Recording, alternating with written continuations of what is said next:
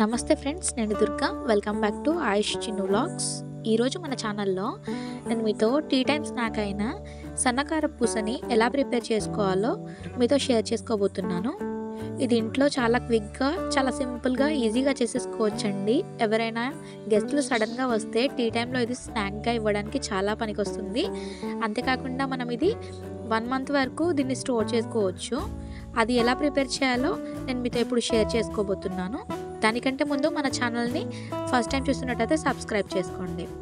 ఇప్పుడు నేను దీనికోసము మీకు వీడియోలో చూపిస్తున్నాను కదా, ఈ కప్తో 2 కప్స్ పిండిని తీసుకుంటున్నాను.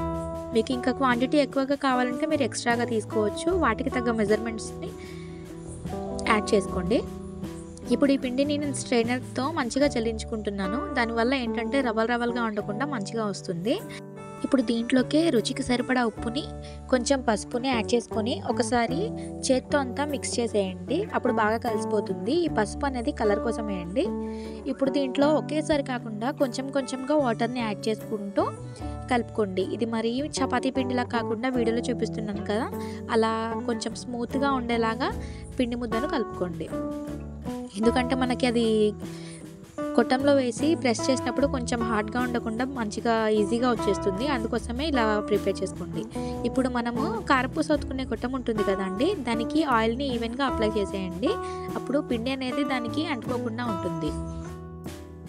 ఇప్పుడు మనం ప్రిపేర్ చేసుకున్న పిండి ముద్దని ఈ కారపూస కొట్టంలోకి ఎంతైతే సరిపోతుందో అంత ఫిల్ చేసుకొని ఒకసారి ఇలా ఎయిర్ గ్యాప్స్ ఏం లేకుండా ప్రెస్ చేసుకొని పక్కన పెట్టుకోండి. డీప్ ఫ్రైకి సరిపడా ఆయిల్ని పెట్టుకొని ఆయిల్ హీట్ అయ్యాక మీకు ఎంత సైజులో అయితే కావాలో అలా మీరు ఇలా రౌండ్గా చక్రాల్లాగా ప్రెస్ చేసుకోండి.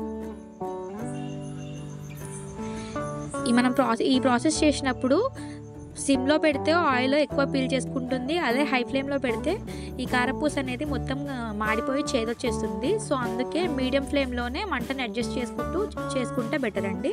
ఇది చాలా క్విక్గా అయిపోతుంది. అండ్ ఇలా రెండు సైడ్స్ మంచిగా ఫ్రై అయ్యాక దీన్ని ప్లేట్లోకి తీసేసుకోండి.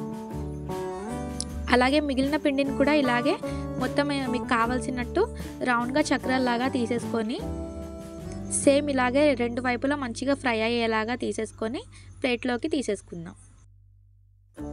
ఈ ప్రాసెస్ని మొత్తం మీరు హై ఫ్లేమ్లో పెట్టి చేస్తే మొత్తం కారపూస అనేది మాడిపోతుందండి. అలాగే లో ఫ్లేమ్లో పెట్టి చేశారనుకోండి ఆయిల్ అనేది చాలా పీల్చేస్తుంది. సో దీన్ని మీడియం ఫ్లేమ్లోనే చేసుకోండి, అప్పుడే మీకు మంచిగా వస్తుంది. ఇప్పుడు కొంచెం కరివేపాకుని ఇలా స్ట్రైనర్ సహాయంతో ఆయిల్లోకి డీప్ ఫ్రై చేసుకొని ఈ కరివేపాకుని మనం ఇందాక చేసుకున్న కారపూస ఉంది కదా, దాంట్లోకి ఇలా వేసేసుకోండి. దీన్ని ఒక 10 to 15 మినిట్స్ పక్కన వదిలేయండి, గాలికి వదిలేయండి. చాలా బాగుంటాయండి, చాలా క్రిస్పీగా, ఎంతో టేస్టీగా ఉంటాయి. పిల్లలైతే చాలా ఎంజాయ్ చేస్తూ తినేస్తారు, అంత బాగుంటాయి ఈ సన్న కారపూస అనేది.